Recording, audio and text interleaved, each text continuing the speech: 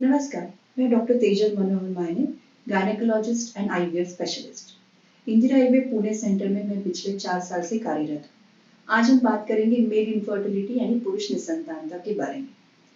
हमारे समाज में पिछले कई सालों से हम देख रहे हैं कि महिलाओं को ही मुख्य रूप से निसंतानता का कारण माना जाता है, लेकिन 30 से 40% निसंतानता का कारण हम पुरुष में देखते हैं। आज हम बात करेंगे कि पुरुष निसंतानता में क्या होती है, उसके क्या-क्या कारण होते हैं, उसमें कौन से टेस्ट अवेलेबल हैं और उसका ट्रीटमेंट कौन सा क्या-क्या होते हैं।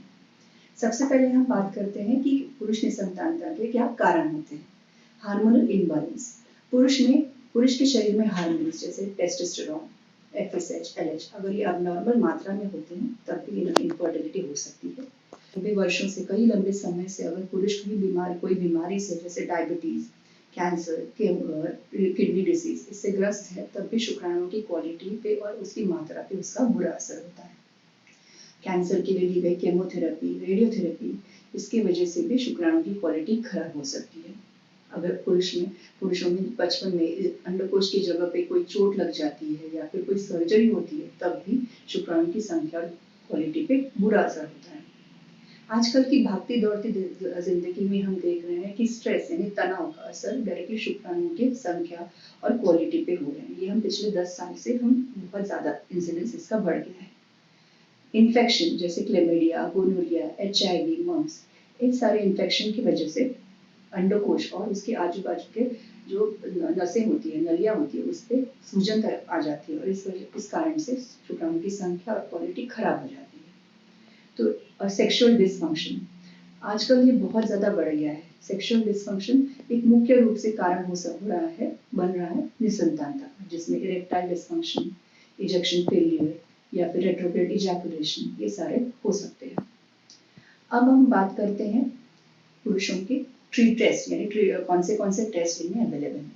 जो कपल यानी जो दाम्पत्य पिछले 1 साल से रेगुलरली नियमित रूप से प्रेगनेंसी के लिए कोशिश कर रहे हैं लेकिन उन्हें प्रेगनेंसी नहीं हो पा रही है, तब ऐसे कपल्स को दोनों हस्बैंड और वाइफ को दोनों के टेस्ट कराने चाहिए। सबसे इम्पोर्टेंट अगर हम बात करें पुरुषों में कौन सा टेस्ट होता है तो वो है सीमन एनालिसिस यानी पुरुष के वीर्य की जांच।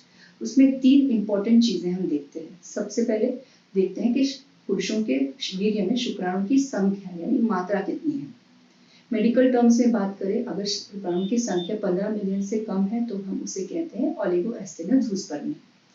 अगर शुक्राणु की संख्या 5 मिलियन से कम है तो उसे कहते हैं सीवियर ओलिगोएस्टेरल ज़ूस्पर्मिया। अगर शुक्राणु वीर्य में बन ही नहीं रहे हैं यानी शून्य है तब हम उसको कहते हैं एज़ोस्पर्मिया। अब हम बात करते हैं शुक्राणु की गति यानी मोटिलिटी यानी आगे बढ़ने की क्षमता को। यदि ये क्षमता 32 से 40% में होती है तो उसे हम नॉर्मल कहते हैं। यदि ये 32% से कम है तो उसे हम कहते हैं एस्टेरल ज़ूस्पर्मिया। अब हम बात करते हैं तीसरे इंपॉर्टेंट पैरामीटर्स की, जिसे कहते हैं मॉर्फोलॉजी। हर शुक्राणु का एक आइडियल स्ट्रक्चर होता है जिसे सिर, गर्दन और एक पूंछ होती है। यदि इस शुक्राणु के मॉर्फोलॉजी यानी बनावट में ही खराबी है तो उसे हम कहते हैं टेराटोज़ूस्पर्मिया। अब हम बात करते हैं पुरुष के और एक इम्पॉर्टेंट टेस्ट के बारे में जिसे हम कहते हैं डीएनए फ्रैगमेंटेशन इंडेक्स, जिसे हम डीएफआई कहते हैं। अगर ये डीएफआई ये क्या होता है तो हर शुक्राणु के सर में हर शुक्राणु का होता है। इस टेस्ट में हम इस डीएनए मटेरियल का स्टडी करते हैं कि कितना पोर्शन अच्छा है और कितना खराब है। यदि 15% से ये नीचे है, खराब पोर्शन नीचे है तो ये नॉर्मल माना जाता है। अब हम बात करते हैं तीसरे इंपॉर्टेंट टेस्ट की, वो है हार्मोनल टेस्ट। ये हार्मोन टेस्ट कब किए जाते हैं? ऐसे पुरुष जिनके शुक्राणु वीर्य में शून्य दिख रहे हैं, तो अब हमें पता लगाना है कि शुक्राणु बंद अंडकोश में बंद भी रहे हैं या नहीं।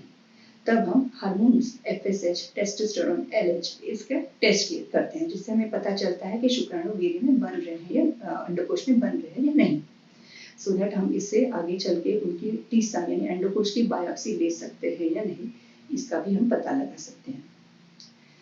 तो आगे हम देखते हैं कि कैरियोटाइप और वाई क्रोमोसोम माइक्रोडिलीशन ये एक इम्पॉर्टेंट टेस्ट है। ये कौन से कंडीशन में करना चाहिए? जब ऐसे पुरुष जिनमें बहुत ही शुक्राणु की संख्या और क्वालिटी खराब है, जिसे सीवियर ओलिगोएस्टेरल टेराटोज़ूस्पर्मिया कहते हैं, या फिर ऐसे पुरुष जिनमें नॉन ऑब्स्ट्रक्टिव अजोस्पर्मिया है। तो ऐसे कंडीशंस में ये टेस्ट किए जाते हैं जिससे हम पता लगा सकते हैं कि कोई अनुवंशिक यानी जेनेटिक बीमारी तो नहीं है। ये रहे पुरुषों में किए जाने वाले टेस्ट। अब हम बात करते हैं कि पुरुष इनफर्टिलिटी। सबसे पहले हम बात करते हैं लाइफस्टाइल मॉडिफिकेशन, यानी कम से कम रात की 8 घंटे की नींद लेना, स्ट्रेस ना लेना, योगा, मेडिटेशन, एक्सरसाइज करना, डाइट यानी खाने में हाई प्रोटीन को अधिक महत्व देना, एडिक्शंस अगर कोई व्यसन है तो जैसे दारू, तंबाकू, व्यसन, स्मोकिंग, इसको हम दूर रखेंगे तो डेफिनेटली हमारे शुक्राणु पे इसका अच्छा असर होता है। इसके अलावा हम देखते हैं कि माइनर कोई भी 100 अंडकोश में जहाँ पे शुक्राणु बनते हैं ये बहुत टेम्परेचर सेंसिटिव होता है। इसका अर्थ ये है कि अगर 1 से 2 डिग्री का टेम्परेचर वेरिएशन बॉडी में होता है तब भी शुक्राणु की संख्या और क्वालिटी पे उसका बुरा असर पड़ता है। तो ऐसे पुरुष जो गर्म वातावरण में काम करते हैं जैसे कोल माइन वर्कर्स, जो पुरुष अपनी गोद में लैपटॉप को लिए काम करते हैं, तो ऐसे पुरुषों को इस गर्म वातावरण से अगर हम दूर रखें तो डेफिनेटली शुक्राणु की क्वालिटी पे उसका अच्छा असर मिलता है। इसके अलावा हम देखते हैं कि अगर हम एंटीऑक्सीडेंट्स और मल्टीविटामिन्स का उन्हें एक कोर्स कराएं 1 से 3 महीने का, तो डेफिनेटली शुक्राणु की संख्या और क्वालिटी पे उसका अच्छा असर है। इसके साथ अगर हम एंटीबायोटिक का भी कोर्स कराएं तो अपनी शुक्राणु की संख्या और क्वालिटी बढ़ सकती है। और स्ट्रेस सबसे इम्पोर्टेंट चीज़ है कि हम अगर स्ट्रेस यानी रोज की जो भागती दौड़ती जिंदगी में जो स्ट्रेस होता है उसको भी अगर मैक्सिमम दूर रखें तब भी शुक्राणु की क्वालिटी अच्छी बनती है। यदि ये सारे ट्रीटमेंट, मल्टीविटामिन्स, एंटीऑक्सीडेंट्स, ये सब लेकर भी अगर शुक्राणु की संख्या और क्वालिटी में इतना अच्छा असर नहीं दिख रहा है या फिर ऐसे कंडीशन जहाँ पे सीवियर ओलिगोएस्टेरोल टेराटोजोस्पर्मिया है, तब हमें IUI, IVF, ICSI इन टेक्निक्स का पद्धति का इस्तेमाल करना पड़ सकता है। अगर यदि माइल्ड टू मॉडरेट ओलिगोजोस्पर्मिया है तब हमें IUI करना पड़ता है। यदि सीवियर ओलिगोएस्टेरोल टेराटोजोस्पर्मिया है तब हमें IVF या फिर ICSI टेक्निक का इस्तेमाल करके ऐसे कपल्स को प्रेगनेंसी दिला सकते हैं।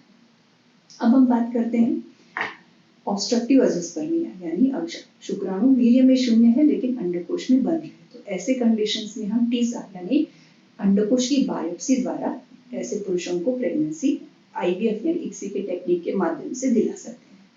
अगर हम नॉन ऑब्स्ट्रक्टिव अजोस्पर्मिया की बात करें तो ऐसे कंडीशंस में हमें माइक्रोटीसा इस टेक्निक का इस्तेमाल करके हम डेफिनेटली कोशिश कर सकते हैं ऐसे कपल्स को भी प्रेगनेंसी दिलाने की। यदि ये सारे ट्रीटमेंट और टेस्ट करके भी अगर रिजल्ट नहीं मिलता है तब हमें डोनर स्पर्म यानी डोनर शुक्राणु का भी हम इस्तेमाल कर सकते हैं। धन्यवाद।